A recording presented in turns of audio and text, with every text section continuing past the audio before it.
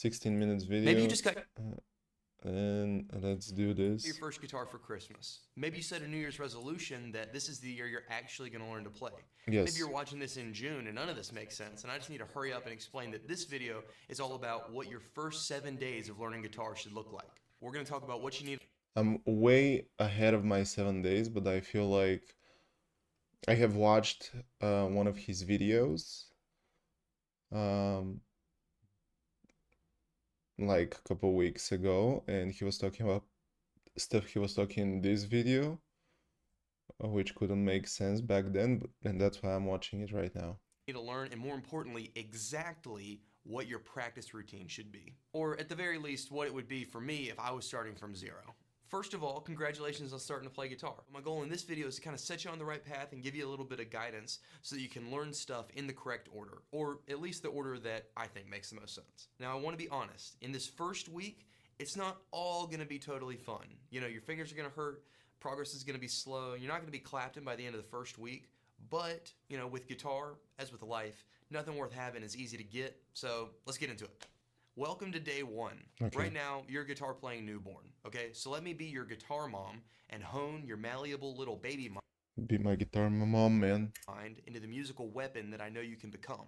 There's two things you got to get done in day one. Number one is get acquainted with the guitar. When I say get acquainted with guitar, what it comes down to really is a lot of vocabulary and the basic building blocks of playing. I made a whole separate video dedicated just to this topic, all right?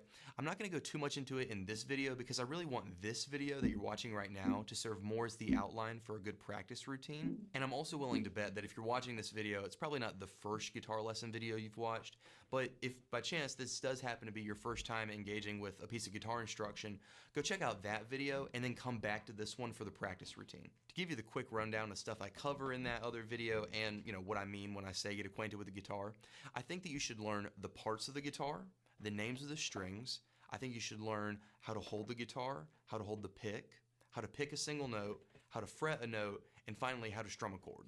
So if you don't know that stuff, video will be linked, and if you do know that stuff, let's move on.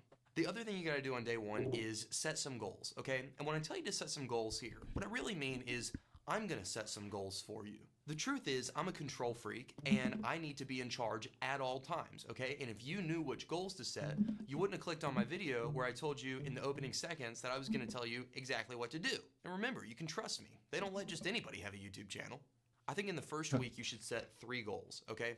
Number 1, you need to learn 2 chords, all right? And when I say we're gonna learn 2 chords, I mean we're gonna carve these chords on your soul, okay? And I think that you should probably start with G major and E minor as your first 2 chords to learn. The second goal you should work towards is being able to fret notes with all 4 fingers on your left hand, okay? In guitar playing, your thumb doesn't count. And the third goal you should set for your first week, and the most important one I think, is be able to play one simple guitar riff with bad rhythm. Now, what I said there was learn to play one simple riff with bad rhythm, okay? What I didn't say was, you know, play a simple riff with bad rhythm and bad right hand technique and a bunch of open notes. I didn't say any of that, okay? I'm allowing you to suck in one and only one area. As far as what song you should pick to be your first song, try to stick on the easier side, but more importantly, pick a song that you love. If you love the song, you'll likely love practicing it, and that'll keep you motivated. If you truly don't know where to start, just pick Smoke on the Water. I know it's a meme that it's everybody's first song, but it is legitimately a good vehicle to get you doing some of the very basics of playing without having to do boring exercises. I made a lesson video on how to play Smoke on the Water, that'll be linked in the description. So there's day one. There's a lot of purely academic stuff in this day, a lot of stuff you just kind of got to memorize, so work on that and then get ready for day two where we actually start practicing.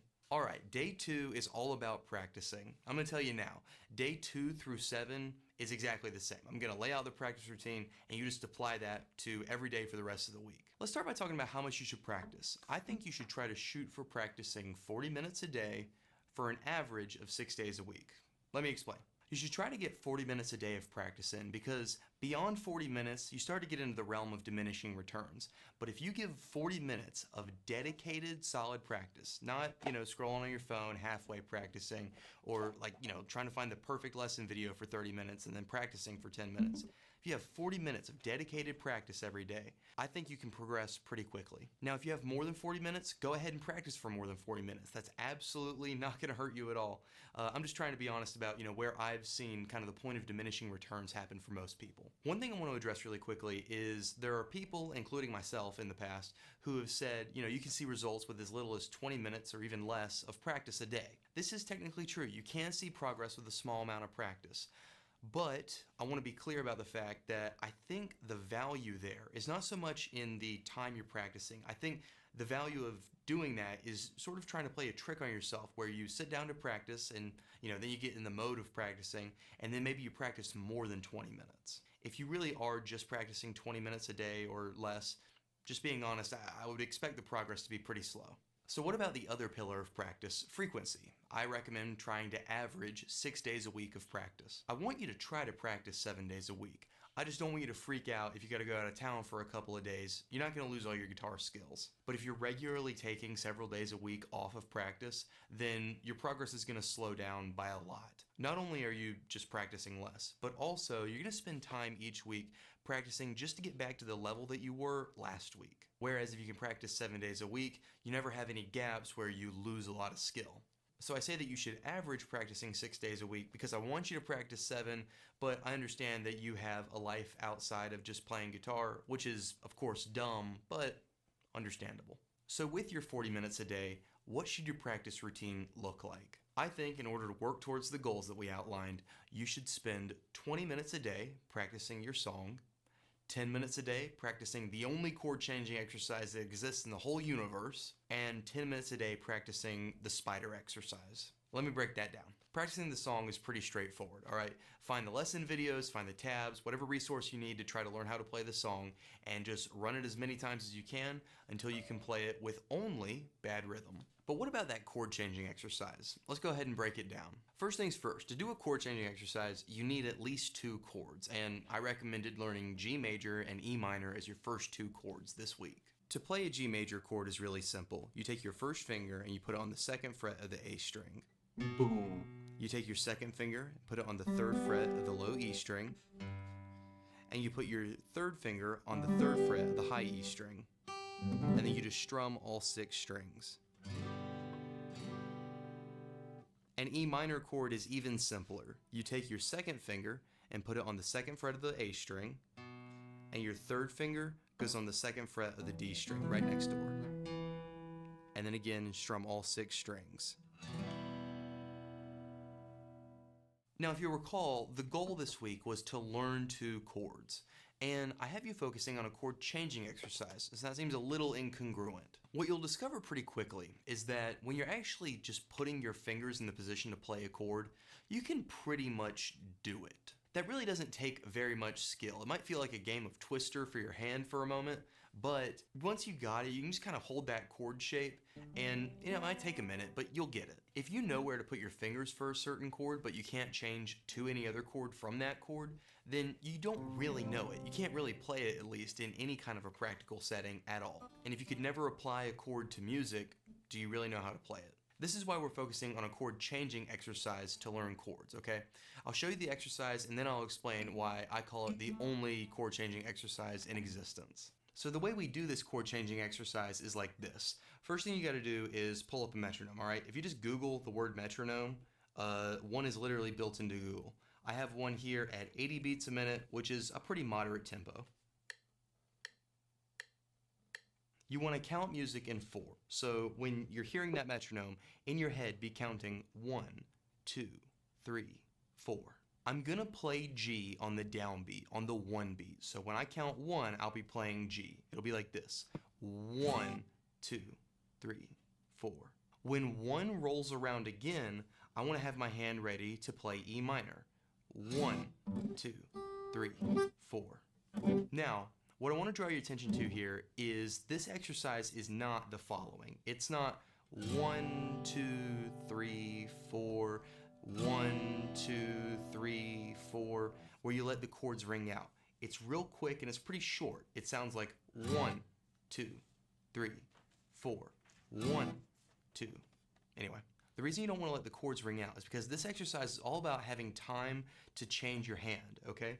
So you play the chord on the 1 beat, but for the remaining 3 beats of the measure, you can look, you can get your hand in position, but you can't play again until the 1 beat of the next measure when your chord is ready. The I want idea the here is that you're spider giving yourself time exercise. to move your hand, because if you were to let the chords ring out, then you'd be trying to change chords in that fraction of a second between, the 4th beat and the 1st beat of the next bar. And if you're doing that, it really doesn't matter how slow or how fast you're going, because you got to change chords instantly anyway. This is about slowing down and giving you that time. So as you get better, you can progress faster and faster. You can say 1, 2, 3, 4, 1, 2, 3, 4.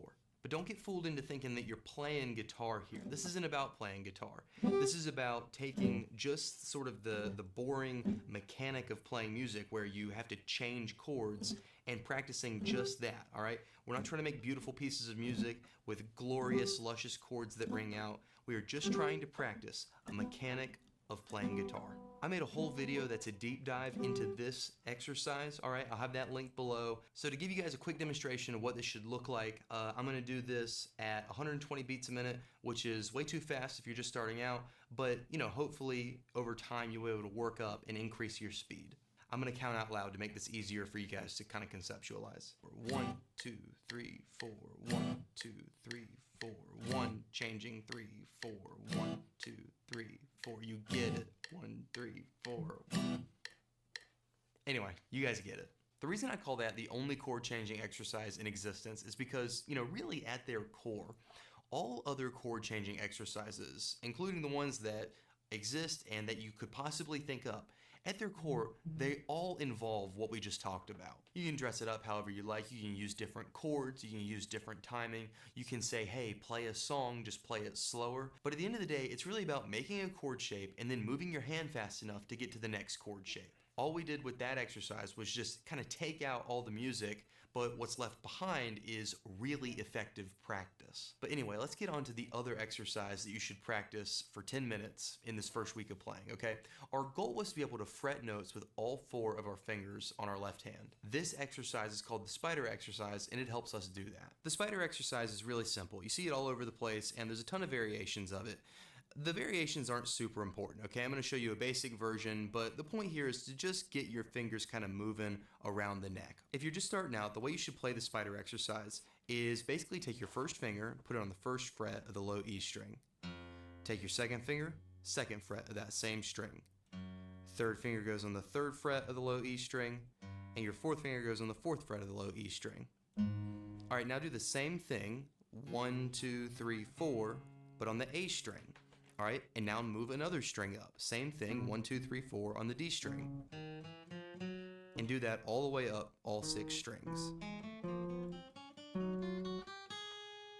Once you get to the top, just do the same thing backwards. So it's gonna be 4, 3, 2, 1 on the high E string, 4, 3, 2, 1 on the B string, 4, 3, 2, 1 on the G string, all the way down.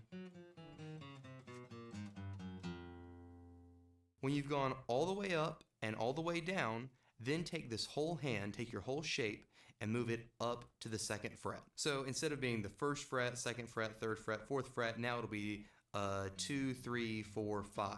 But you can see, what your left hand is doing, what your fingers are doing is still the same. I mean, it's still 1st finger, 2nd finger, 3rd finger, 4th finger. You go all the way up,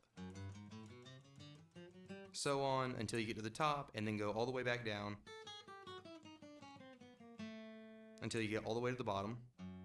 And then just keep doing this. Just keep moving it up 1 fret, go all the way to the top, all the way to the bottom, move it up 1 fret, and then do this for as high as your guitar will allow. It'll get harder up here at the top because the frets will be getting closer and closer together, and we come a point where it's just impossible. When you get to that point, just restart at the beginning. You can do the spider exercise along to a metronome to keep time if you like, but again, none of that is really the point. The point is really just to start getting your fingers used to fretting notes all over the fretboard. So that's the practice routine. Practice the song for 20 minutes, practice the only chord changing exercise that exists for 10 minutes, and practice the spider exercise for 10 minutes. Do all of that for 40 minutes a day, and that'll round out your first week of playing guitar. That's what your first week of playing guitar should look like. But what about the second week? Well, it's hard to say exactly. I can tell you that the goals you should work towards are defined in my guitar playing roadmap. If you're new here, this channel is kind of built around this idea that I have that there's a list of concepts on guitar that you should learn in order. All right, that video will be linked below. Use those concepts as goals to work toward in your guitar playing progression. But as far as what exactly your practice routine should look like, that's a little bit harder to say. As early as this first week, you're going to start to develop strengths and weaknesses, okay? And your practice routine should be tweaked slightly every week to reflect that. One of the most important skills for being a good guitar player, and especially for self-taught players, is learning how to practice. It's learning how to structure your practice routine. Because everybody will develop different strengths and weaknesses, it's hard to say exactly what you specifically should be doing. But I've had an idea. In 2024, I'm gonna teach my dad to play guitar. He's pretty much an absolute beginner, okay? He's gonna watch this video and for the first week, do everything that I outline in this video. After that, every week, I'm gonna make a video where I check up on him and I'm gonna give him a short lesson and I'm gonna tailor his practice routine specifically for him. And this is gonna be a series that you guys can watch and follow along and see how I build a practice routine for somebody else, and hopefully y'all can get some value out of that and build some practice routines for yourself. I also think there's a lot of other value you guys are gonna be able to get out of that. I'm sure my dad is gonna encounter a lot of the, common beginner problems and hang-ups, and y'all are gonna be able to see me, help him address this stuff and see how he works through it with my guidance. I'm not sure yet how we're gonna do this series week to week, if it's gonna be shorts or if we're gonna do, a second channel for that, but I can tell you that in a couple of weeks, expect to see a video from me titled something like, teaching my dad to play guitar, where I check up on him after 1 week and we kind of kick off the whole thing. I'm super excited for it. I think you guys are gonna be able to get a lot out of that, so be on the lookout. And as always, thank you for watching. Nice. Nice. Did he has a second video now? And he doesn't have shorts, but yeah. Okay, so I think I'm ready to start my practice. I want to do the spider exercise, not the chord changing. Because I feel like this is gonna help me a ton. So let's start with it. Removing my filter. Blip blop. I'm gonna change my chair as well because this chair is kind of uncomfortable for playing.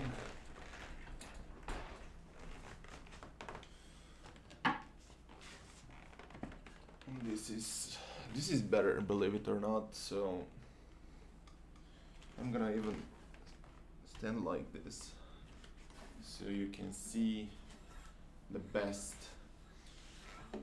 Gillette, the best a man can get. So